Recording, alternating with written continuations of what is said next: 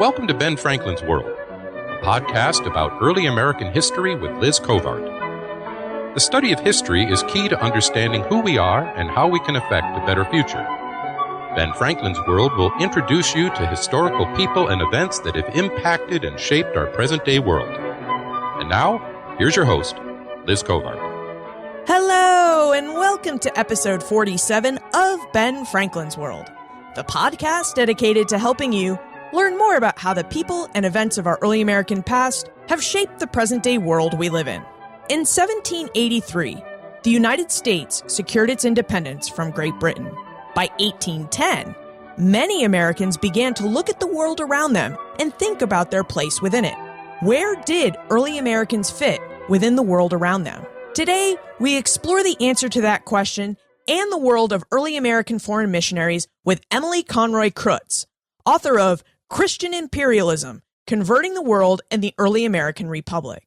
During our exploration, Emily reveals information about Christian imperialism, a concept that can help us better understand how some early Americans viewed the world and Americans' place within it. Details about American missionaries. Who served? Where did they serve? And what goals did they have for the different peoples they ministered to? And how early American missionaries went about their work of converting the world between 1810 and 1847. Before we get to our conversation with Emily, I would like to ask for your help. This week, everyone who's subscribed to the Franklin Gazette will be receiving a survey in their inbox. This survey is mostly multiple choice, and it is about me trying to get to know you better. Plus, the information you provide will be of invaluable assistance as I apply for grants to help support this show. I know you're busy. I know this is a huge ask. So as a reward, everyone who answers the survey and supplies their email address at the end will be eligible to win a signed copy of John Ferling's Whirlwind, The American Revolution and the War That Won It. I had the opportunity to meet John in person, and I brought 2 copies of the book, which he signed, and now I'd like to give 2 copies of Whirlwind away. So please, take a few moments, help me with my survey, and enter this contest to win a signed copy of Whirlwind. Okay, without further ado, let's meet Emily Conroy-Krutz. With tidings and wisdom to share about our early American past, here is this week's special guest. Our guest today is an assistant professor of history at Michigan State University. She is a specialist in international American reform and religious history. She is the author of 4 articles and a brand new book, Christian Imperialism, Converting the World in the Early American Republic. Welcome to Ben Franklin's World, Emily Conroy-Krutz. Hi, Liz. Thanks for having me. Emily, I'm really glad you could be here because this is like a special day for us.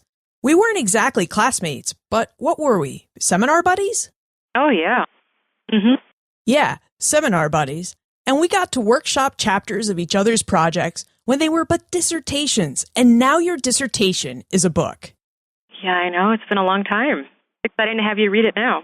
Well, it's a fantastic read, and today we are going to discuss your new book and the ideas it contains. I think we should begin our discussion with what Christian imperialism is. Christian imperialism serves not just as the title of Emily's book, but as her book's central idea. Emily, would you tell us what you mean by Christian imperialism? Absolutely. Yeah. So this is a term that I came up with to try to think about what it is that the foreign missionary movement is trying to do and how we might understand their work. When they were describing their work, they would describe themselves as going about converting the world, which is my subtitle. But for us today in the 21st century, the imperialism and empire questions of their project really stand out. And so I wanted to think about that and try to get at how this is a story that is really interesting for religious historians, but also incredibly interesting and important for those who are interested in American politics and America's role in the world at large. What looking at the foreign mission movement does is really gives us a moment of seeing a debate and a contest over what this new country is going to be like on the world stage. And the missionaries have a particular vision that I call Christian imperialism that they are putting out in conversation with other groups of Americans at this time about what the role of the U.S. in the world should be.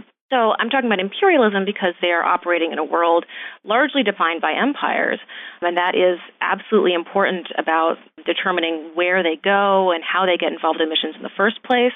So the British Empire in particular looms very large, and there's a lot of Anglo-American cooperation going on. But they also, as they're getting involved in these places and actually going to these places, having a really interesting critique of empire as they see it and putting forward a vision and an imagination of what empire could be if it is enacted in the way that they see as the best and ideal way.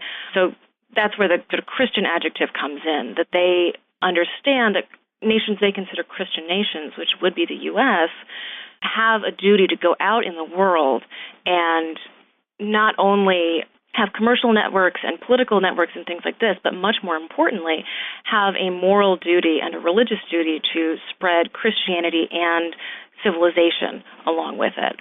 So that's sort of what I'm getting at with the term, and the book is tracing how that vision plays out in real life when some missionaries actually get to some of these different places. It's fascinating that not 20 years after independence, Americans are thinking about imperialism and their place within the world and how they want to influence the world. Your book covers some early American Christians and how religion drove them to try and civilize countries and other lands by bringing Christianity, or should I say mostly American Protestantism, to those places. Do you know if other Americans who were not religiously motivated were also thinking about imperialism, or is this imperialism distinct to early American Christians? That's a great question. Yeah, I mean, you've got a lot of Americans all over the world, so certainly engaged in other places. So commercial networks, for example, merchants are all over the place. You've got Americans trading in Asia almost as soon as they can after independence. And those are some of the people that the missionaries are getting into contact with for sure. So you've got commercial networks, you've got the beginnings of political networks as you have consuls beginning to be set up in some places around the world. The extent to which empire and imperialism is the language that they're using, what they're thinking about, it sort of depends on who you're talking to and how they are connecting to other empires. I think you do have a certain extent of a emulation of the British imperial model, and certainly the desire to have some kind of commercial connections around the world. The U.S. at this point does not have the political power on the world stage at all to really be able to envision having an empire on the scale of any of these other countries that we think about more easily as empires in this period, which is part of why I found the sort of missionaries playing with the ideas of empire so interesting, because, why would you see this early? This is not at all, 1812 when they first leave for India, this is not a moment of particular strength for the U.S. on the world stage by any means. And so this entry does seem really interesting, and it shows us, I think, some of these intriguing overseas ideas about empire. Now, at the same time, if we're thinking about empire, we need to remember it's not just an overseas concept. On the continent itself, you have all kinds of Americans being involved in what we can see as colonial practices on the continent. So, right, if manifest destiny and expansion, all of these things, that's a form of colonialism and American empire that is absolutely happening in the early 19th century as well. I mean, particularly in engagements with Native Americans. And so those are a lot of the people that I was sort of talking about. The missionaries are part of a conversation about what the U.S. is going to be like in terms of these questions of empires and colonies and things like this. Now that we've talked about early American imperialism broadly, let's talk more specifically about the case studies in your book. In Christian Imperialism, Emily charts American engagement in the world prior to the Mexican-American War in 1847. Emily, who served as missionaries? Can you give us a behind-the-scenes look at the types of people who went on these early American missions and who decided which missionaries would serve and where? So I'm looking mostly at the missionaries who served through the American Board of Commissioners for Foreign Missions, which is an incredibly long name, but I'll refer to them as the American Board or the ABCFM as we go on. And so ABCFM missionaries, if you're going to be a full ordained missionary at this point, early 19th century, that means that you are going to be a man and you are going to be a pretty well-educated man. You're going to have gone to college or to be an ordained missionary or to be an ordained minister in the denominations that these folks are coming from, the Presbyterians, the Congregationalists mostly. And so we're talking mostly Northeasterners, we're talking mostly well-educated, middle-class type folks. But you also have, serving at these missions, assistant missionaries who might be men with less educational backgrounds. So depending on where you're talking about, these might be folks who are trained to be printers or teachers. And you also have women. Women are serving as assistant missionaries, as teachers in some of the stations. If they're unmarried, that's mostly going to be in North America or Hawaii in this period. You see a couple will pop up in other places, but the large portion of the women who are serving are married to male missionaries. So you have these missionary wives all over the place who have a very similar background to their husbands, right? So these are educated women for the most part, middle class, mostly Northeasterners, very sort of, pious, well-educated women who most of whom have a background in teaching for some time before they become missionary wives. And the way that these folks, if you want to become a missionary, what do? You will reach out to the American board and sort of put yourself up as a candidate. And so there are fantastic files of these candidates' records in the ABCFM papers at Houghton Library. And you can see folks writing in, and when you read enough of them, they all sound quite similar. There's sort of a form that you take, and you'll write in and say that you have a calling to serve the heathen, which is the language that they are using to describe basically almost all non-Christians around the world. And some people will say specifically that they want to serve the heathen in Africa or Asia or in North America, but many people won't specify where they want to go at all. It'll be sort of a general interest, but that they feel called to go out and serve, and they might describe their religious background and sort of start the process of sort of inquiring about what this job might entail and what it would be to be chosen. And the ABCFM writes back usually and asks for, if you're going to become particularly an ordained full missionary, some kind of an essay on sort of more specifics on your religious beliefs, on how would you tell if someone had really been converted, what would you do, and things like this. The interesting things for me, too, are letters from women who are writing in and asking to become missionaries. Often women would have their ministers write for them before they would reach out themselves. And so you get some really interesting dynamics there. And some of these assistant missionaries, too, particularly for places like the Cherokee Nation, where you have large numbers of people coming, you will get sort of several families from one community will all agree to go together. And so you'll see this little cluster of letters from one town where a bunch of people will say, we know you're starting a mission station at such and such place, and, here's a group of pious farmers and their families. And you'll get these little sort of short biographical details of, 10, 15 people who all want to go and spread the word of the gospel. Speaking of specific biographical details, do you think you could give us an image of one particular missionary who wrote in and their reasons for going on their mission? Yeah, absolutely. I guess a good place to start might be some of the first couples. So Adoniram Judson and his wife Anne become quite famous and celebrated. The early missionaries, they become Baptists, so they're well known actually to this day among Baptist circles. So the Judsons, he becomes very interested in missions as a student. He's reading books about India in particular, books about India that talk about the religious state of the subcontinent and how there's now this opportunity to go out and spread religion. The field is white for the harvest is the language that you see circling around all the time in these letters. And so he and a group of other students come together and decide that they want to go and become missionaries. And so he writes, sort of beautiful, inspired texts about how, he feels really compelled that this is the time that Americans now need to go out. And he personally needs to go out and try to convert the world. The time is now, and he is ready. And so he is one of the first to ask for the formation of the American Board, actually, and at the same time applies to become a missionary to the London Missionary Society. So we see him writing actually to multiple audiences about his sense of the urgency of going and becoming a missionary. And he does see it as this very personal call, that there are people around the world who, if they don't have access to the Word of God, he believes that they will suffer eternal damnation after their death. And so it is his duty, since he can physically get himself to India, to go and try to spread the word to them. So that's sort of how he gets there, is through reading these texts about India and going forward. He meets his wife, Anne Judson, after having had that experience. And so Anne Judson is a teacher, and she is living in Massachusetts, and pious woman, sort of interested in missions generally. And when she meets her soon-to-be husband and they decide to get married and to go forward together, that is absolutely the understanding of their marriage from the beginning, right? This is not a marriage that is, they meet and they fall in love and they decide to get married and they happen to decide to become missionaries. This is, they both feel this calling and get married so that they can both go forward and do their work in the best way possible. So that's how she comes to go as well, is through the sense of calling, and then through meeting a male missionary who is looking for a wife. And her good friend Harriet Newell, then hearing about Anne's engagement to a missionary and leaving for India, Harriet becomes inspired based on that experience.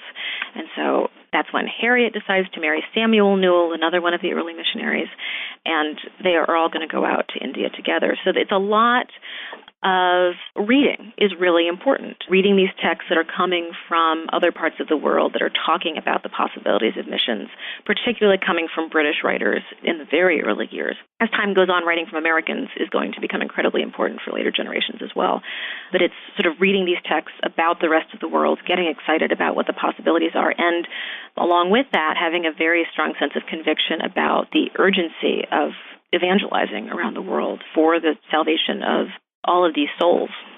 So it sounds like Judson became interested in India because he reads texts about British missionaries' experiences over there, and he wants to participate in their efforts. And from the story of the Judsons, it also sounds like that missionaries often encouraged friends and family members to become missionaries. Oh, yeah. Let's follow the Judsons for a few more moments. The first American missionaries went to India. What did missionaries like the Judsons hope to accomplish there, and how did they go about their work in converting Indians to American Protestantism? Yeah, so this group is wonderful, and this is how I got into this project. So if you follow the Judsons and the Newells and the Knotts and Gordon Hall and Luther Rice to India from the U.S., they leave in 1812, and so they get to India actually during the War of 1812. So they have a bit of an interesting start. Not what they expected. They are actually arrested when they get to India, and at some points they are sort of seen as potential spies from the U.S. during the War of 1812.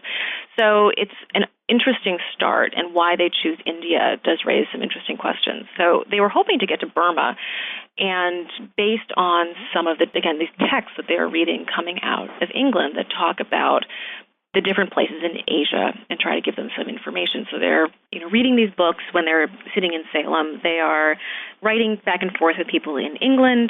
They are talking to as many American merchants as they can, trying to decide where they're going to go. For the best knowledge that they have about these places, they think Burma is going to be a great place to go. It's close to the British Empire, but it's not actually in the British Empire, so they're hoping they'll be able to sort of benefit from the passage of English ships and sort of proximity to the civilization, as they see it, of the British, without necessarily being under the thumb of British officials. But when they get to India and are getting ready to move to the next stop to get to Burma, they find out new information about the Burmese government that they didn't have access to in the U.S. And so they decide that actually the government there is too tyrannical. They can't possibly survive there as missionaries. So they want to stay in India, which raises some major questions for the East India Company government, which is in control in India. And so there's a number of years of sort of back and forth and tension about whether or not the U.S. missionaries are actually going to be allowed to stay there. So it takes a while. They leave in 1812. The mission doesn't start its operations until 1815. And at that point, what they start doing is what they're going to do more or less at every mission that the ABCFM will set up around the world. They start out by opening schools. Education is incredibly important to the mission project. They also begin learning the language because the missionaries have not actually had the foreign language training before they left the U.S., so they're coming into India with no vernacular languages at all. So they have to do that training once they get there. And as they're learning the languages, they begin to translate the Bible and other religious tracts and texts that they can distribute to other people. So the main sort of pillars of their methods are teaching, translation, and printing, and then preaching, of course, which they begin doing sort of, again, as they're learning the language. And so the schools will become sort of the major engine of their work to the best of their ability. When I read Christian Imperialism, I was taken with the story of Babaji and his wife Audi. I wonder if you would tell us their story and what the process of conversion to American Protestantism was like for potential converts. Babaji and his wife Audi are one of my favorite finds as we were doing this. So he is one of the early converts in the Bombay mission and sort of stands out because there are so few converts that actually end up being baptized in India by the Americans in this period.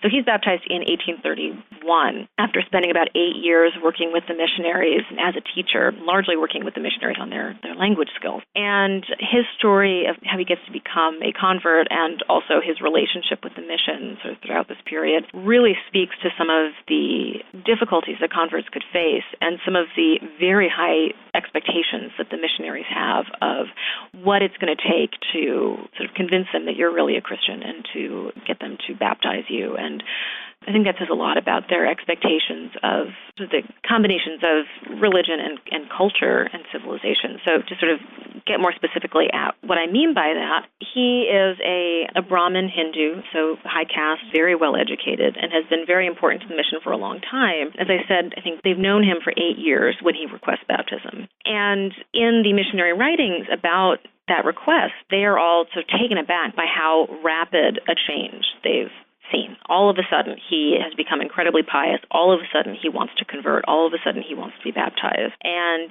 they're really shocked by this and, of course, delighted, shocked and delighted. There's one problem when he comes to them is that he has been, for several years, living with a woman as his wife, someone named Audi. Audi had been widowed when she was very young, and so she was not supposed to remarry. And yet had a relationship with Babaji, and they were living together for a very long time as a married couple, more or less.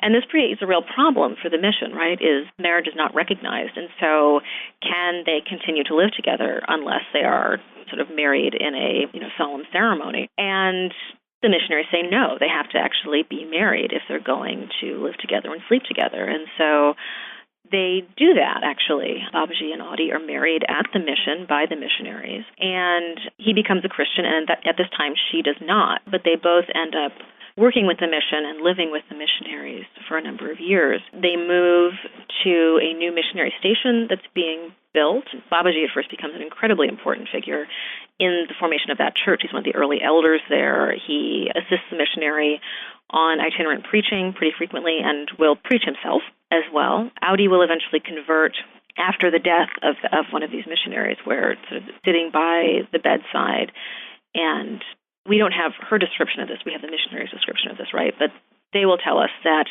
the experience of watching a good Christian death has led her to be converted, and so that's when she requests baptism herself.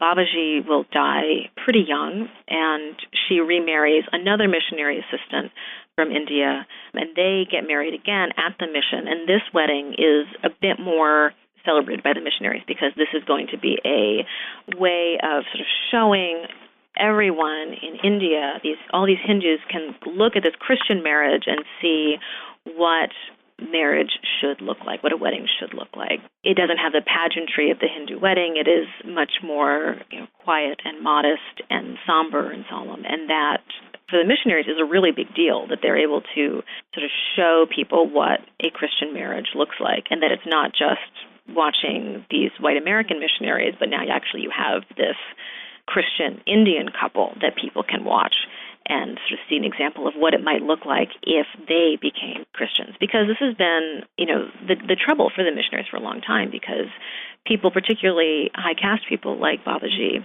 have been pretty reluctant to convert because it would mean giving up things like their caste status, and the American missionaries are pretty strict on this, that to become a Christian would mean, having the Lord's Supper at a table with, whoever else is part of the church community, so whoever else is a member. So regardless of their caste. So you'd be breaking caste by taking part in communion, potentially. You would have to be willing to give that up to become a Christian. Other missionaries, British missionaries, are much more willing to sort of find workarounds for that and to allow people who want to become baptized but don't necessarily want to give up all of their cultural traditions to sort of find ways to make that work. And the Americans are pretty strict at this point about, becoming a Christian does not just mean, saying that you believe in the gospel. It means also behaving in particular ways and modeling Anglo-American culture in particular ways. And so Babaji and Audi become these really important figures for sort of showing that can happen even when it hasn't been expected, which is great. And so it's why he gets, after his death, is celebrated in the American press and has a 2-volume memorial published in the U.S. It's not one of the bestseller memoir text, but it is a substantial text that sort of uses this couple as a way of talking about India in particular and the possibilities there. It sounds like the Americans were uncompromising, and I am curious as to why they were uncompromising and the British missionaries were willing to compromise. I would also like you to discuss what it really meant for someone like Babaji to convert. You mentioned that he'd have to renounce his caste, but it also sounds like he faced social ostracism from his former friends and community members. Yeah, and that's really real. So sort of to answer sort of that question about what you're giving up, there's sort of social ostracism. Some people talk about sort of economic barriers as well. There's one person who has requested baptism and then ultimately doesn't go through with it because they're pretty sure that economically they're not going to receive an inheritance if they convert. And then, of course, there are stories of physical violence against converts, particularly those who go out and take part in evangelization, which is the expectation, particularly in these India missions where you don't have that many converts. The hope is that those who do convert would become then assistants to the mission and go out and evangelize themselves and try to spread the word, and that could be quite dangerous. Babaji, in those memoirs, we have some translations of his writings and his preachings.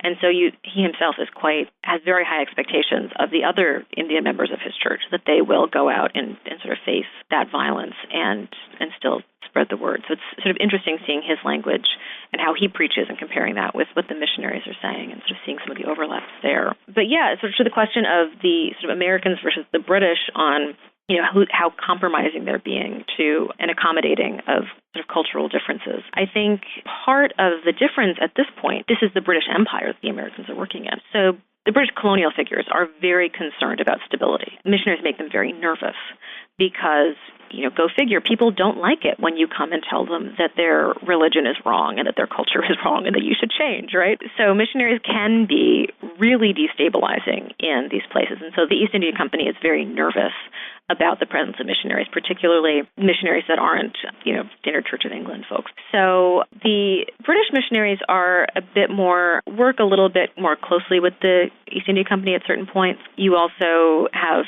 very different understandings of class in the U.S. and England, right? So there's that as well. But the Americans are coming into this space as outsiders in a lot of ways. And so this is one of the places where you can see them being quite critical of what they see in an empire. They are unbelievably critical of caste. They see it as the number one barrier of conversion in India and really think that the British missionaries and the British government should be much more active in getting rid of it. Whereas for the British Empire, caste is a system that you can work with and that can sort of help lead to stabilization. So this is one of these points where you see a lot of conflict between the Americans and the British and a lot of the criticism of, as the Americans are sort of looking at other forms of empire.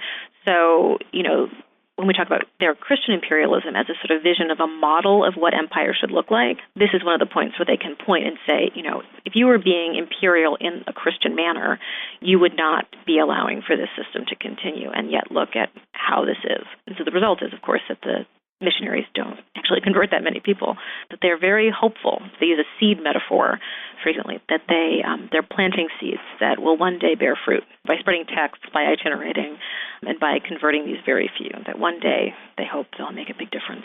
In fact, India is merely the first place that the American missionaries plant seeds. In Christian Imperialism, Emily discusses many missions that early American missionaries established.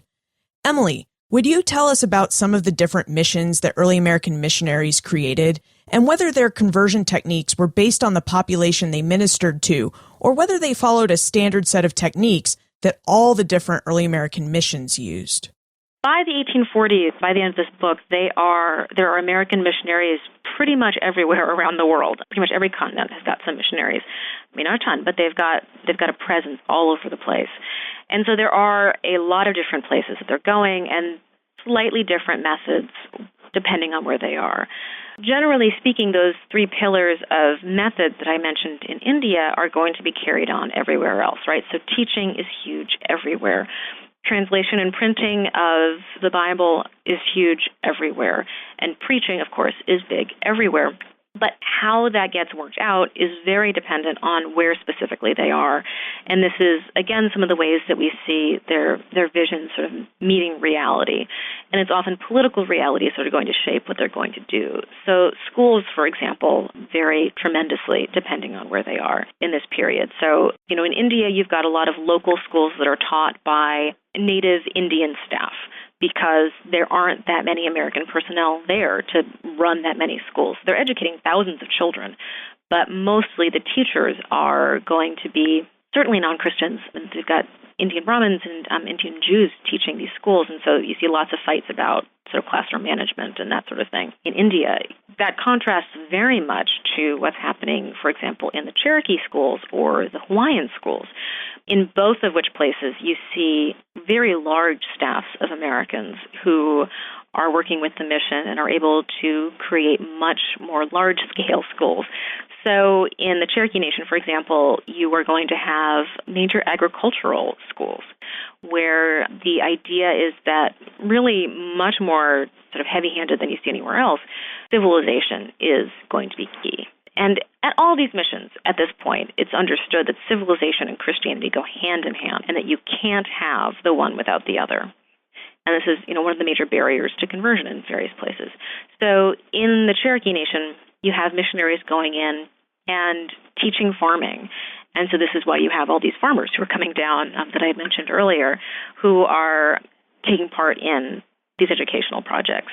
You have boys and girls being taught in very different ways to sort of raise them up to white American gender norms and behaviors, and just huge numbers of staff. And so large schools that are taking up large amounts of land, lots of students, lots of teachers sort of scattered around. In Hawaii, you also have astronomical numbers of students being educated in the mission schools. And in both of these places, in Hawaii and the Cherokee Nation, the reason that that's possible is not only because the schools are sort of generally the most attractive parts of what the missions are offering. Parents like having educational opportunities for their children, but also you have governments participating in this. So in the Cherokee Nation, you have the missionaries arriving at a time in the 18 teens when within the Cherokee Nation you have some major changes going on and a major political move to try and make it sort of clear to the U.S. government that the Cherokee are civilized. And so an embrace of this kind of education, because it really provides an opportunity for the Cherokee to potentially defend their sovereignty. That goes alongside the U.S. federal government's interest in expanding civilization in the Cherokee Nation. And so the U.S. government actually funds a lot of those schools that the ABCFM is running for the Cherokee out of what is called the Civilization Fund in the U.S. budget. And so there you have sort of this, on both sides, this sort of multiple governments and political bodies interested in sort of having the missionaries there. And so they're able to do a lot. That, of course, will collapse with Indian removal and the rise of Andrew Jackson. In Hawaii, the possibility is there because the missionaries arrive at a transition in the Hawaiian government and are able to really take advantage of that and work with a Hawaiian government that's, again, very interested in making visible its civilization and its sort of status to multiple European and American powers.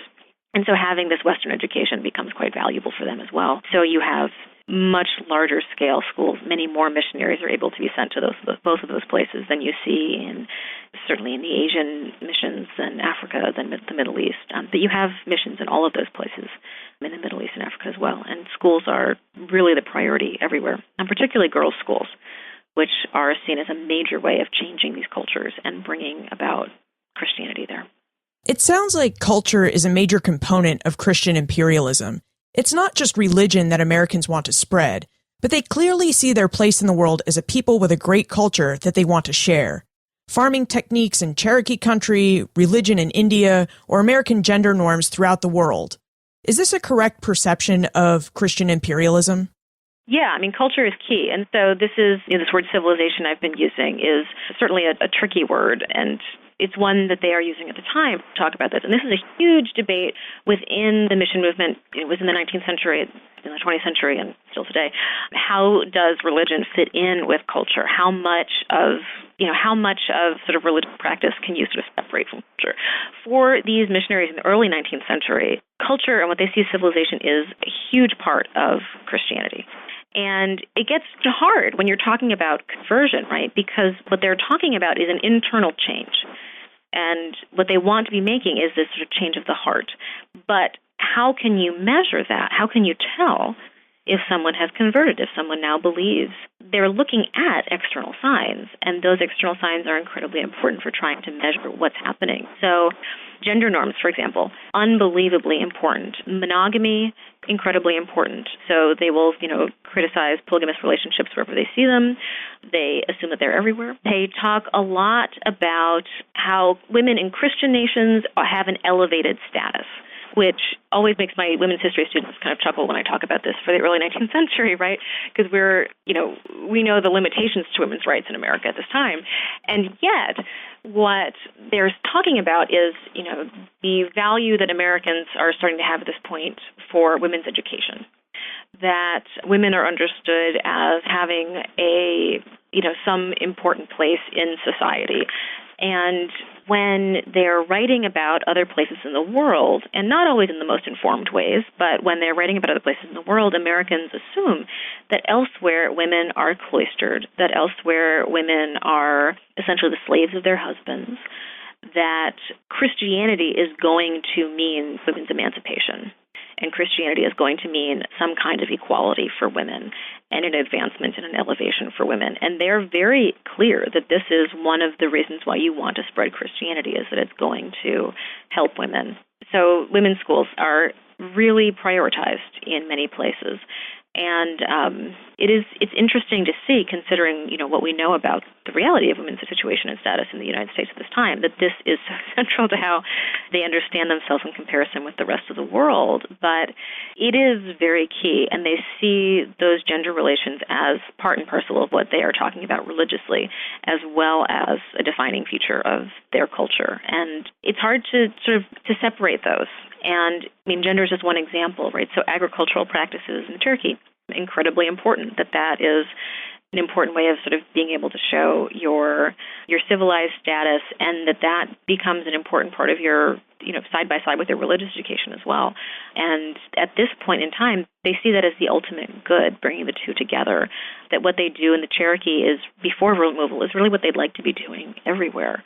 I think, being able to sort of have that civilization training alongside that religious training. They're very much questioning, does civilization come first? Does religion come first? How do you convert and then become civilized, or do you get civilized and then, you can become converted?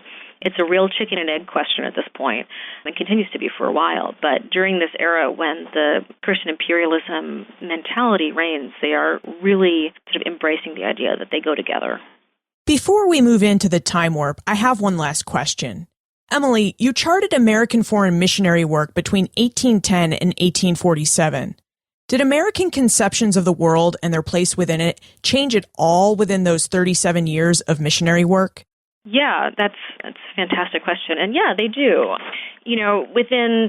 So the missionaries that I'm talking about, you have a major shift where you go from 1810 having zero international presence to, by 1848, having missionaries on all continents. That's going to be a major difference in terms of the American imagination of where they belong in the world. So if in 1810 you have people like Adoniram Judson reading the writings of British missionaries as they try to imagine what the rest of the world looks like, by 1848 you have young evangelicals of both genders actually reading Harriet Newell's memoirs and the writings of other Americans who are all over the world and writing back now as experts for American audiences about what the rest of the world is. So now you have this sort of visible American presence all over the place. And that's really important.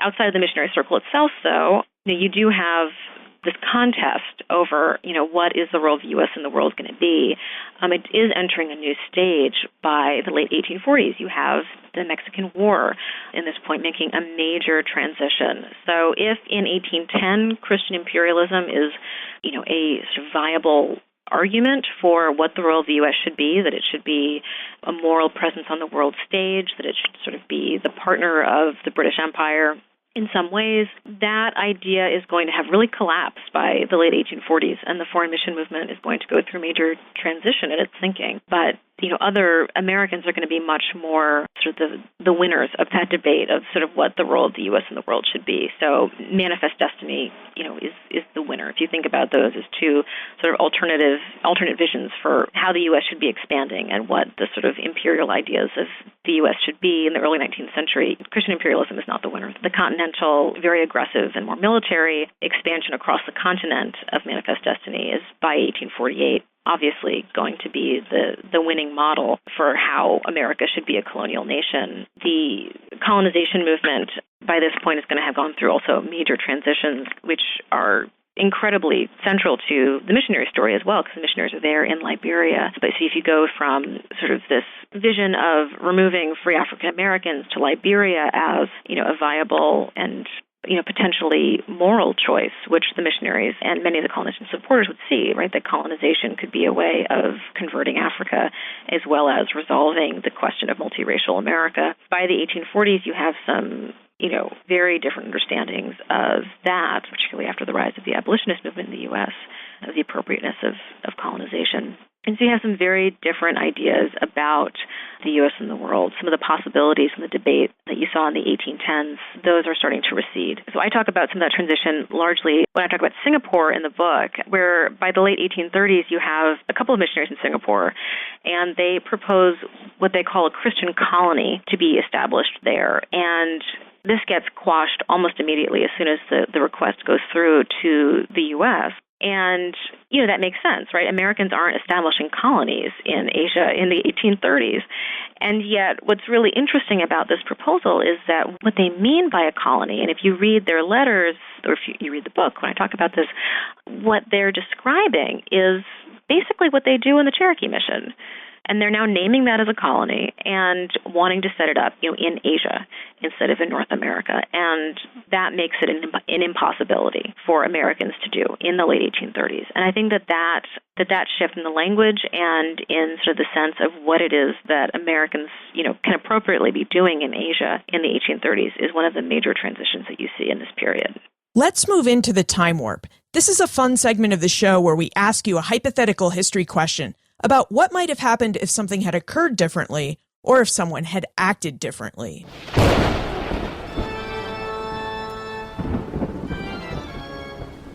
The time warp. Historians can't predict the future, but they can speculate about what might have been. Throughout Christian imperialism, Emily stresses how British missionaries served as a model for American missionaries and their work. So, Emily, we have to know, what happens when you remove the British missionaries from the picture? In your opinion, what might have happened if Great Britain hadn't had missionaries? How would the work of early American missionaries abroad have been different? And how would the lack of a British example have changed the way early Americans looked at the world and their place within it? Well, that's a huge question, yeah. And that's a really fun thing to think about. I think, there's probably two possibilities. On the one hand, if the British weren't there as a motivation and sort of as a pull factor to get the Americans to India, right? Because the British are being very successful, apparently, in India, and the Americans sort of want to take part in that. Maybe you wouldn't have seen the foreign interest at this point. Maybe you would have seen Americans continuing to emphasize North American missions and continue to be kind of frustrated with that, which, frankly, would be sort of interesting to see how that would have turned out, because the foreign mission movement, is a really important and sort of exciting part of this network of reform movements that are going on at this time. Because it's, foreign and overseas, you get a lot of excitement about the sort of exotic nature of some of it. So, who knows what kinds of effects that could have had on domestic missions and other things like that. What would have been, another possibility that would be really interesting is that you might have actually seen a more nationalistic version of this religious response to the world emerge. Because you do see, with the War of 1812 era, you see a little bit of, fundraising writing that talks about how the Americans are perhaps better position than the British, because the British are being distracted by these wars with Napoleon. And so maybe the Americans, that the Americans are being called to come out on the world stage and sort of, take the place of Britain and really emerge as the inheritors of that role as sort of moral evangelists on the world stage. So I guess it's potential that you could have a sort of much more nationalistic version of an American mission movement coming out at that point that wouldn't have been sort of colored by the Anglo-American cooperation that you have in its actual form. Just kind of interesting to think about. So I don't know.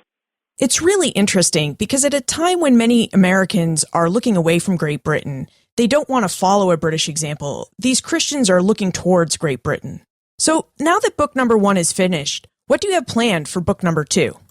I'm doing a couple of different things right now, sort of trying to figure out where to go next. One thing I'm working on is an article about one of these missionary couples that is there in India, and the story fell out of the book. The Knotts, and looking at Roxana Knott in particular. Ann Judson and Harriet Newell become quite famous. Roxana Knott becomes sort of a forgotten figure, and so she has an interesting story that I'm sort of looking at and thinking about marriage in particular in the early 19th century. But hoping to do the next book project looking at some of the women's history that actually got me initially interested in this, and thinking about international reform and women's relationship to transatlantic reform in the years before 1840. So I'm starting to play around with that a little bit, and it's sort of at the exciting point when you have many, many more questions than you have answers. So it's been a lot of fun. I'm not sure I'm ever going to exit that phase. I'm always going to have questions. It's a good place to be. Yeah. Where is the best place to look for more information about you, your work, and how we can reach you if we have more questions about Christian imperialism? Well, I do have a website, which is emilyconroy-krutz.com, and you can also find me at the Michigan State History Department's website. Just search for my name there. And I am on Twitter a little bit, so I am eConroy-Krutz on Twitter. Would love to see you all there. Emily, thank you for providing insight into how early Americans thought about themselves during the early Republic and about how they viewed their place in the world. Thanks so much for having me. It was fun. Between 1810 and 1847, many early Americans saw their role in the world as religious and cultural messengers. They believed that they had a mission to convert the world to American Protestantism and to help bring American culture to peoples without civilization. As Emily revealed, many peoples throughout the world did not necessarily agree with the early Americans who visited them and tried to convert them to American religious and cultural ways. In fact, as Emily stated, the first American missionaries did not convert that many people. You can find more information about Emily, her book, Christian Imperialism, plus everything we talked about today on the show notes page for this episode, benfranklinsworld.com/047. Do you like free books? If you do, you should sign up for Poor Richard's Club, because I have books that publishers have either sent extra copies of or books that they would like me to consider for the show that I simply cannot keep. I want to give them away, and I periodically do in Poor Richard's Club. You can join Poor Richard's Club by texting BFWorld to 33444 and using the link sent in the confirmation email to join the club. Or you can visit benfranklinsworld.com, sign up for the Franklin Gazette, and again, click the link sent in the confirmation email. What do you think about the idea of Christian imperialism? Does it help you better understand how some early Americans saw the world and their place within it? Email your answer to liz@benfranklinsworld.com, tweet me @LizCovart, or leave a comment on the show notes page for this episode or in Poor Richard's Club. And remember, never leave till tomorrow that which you can do today.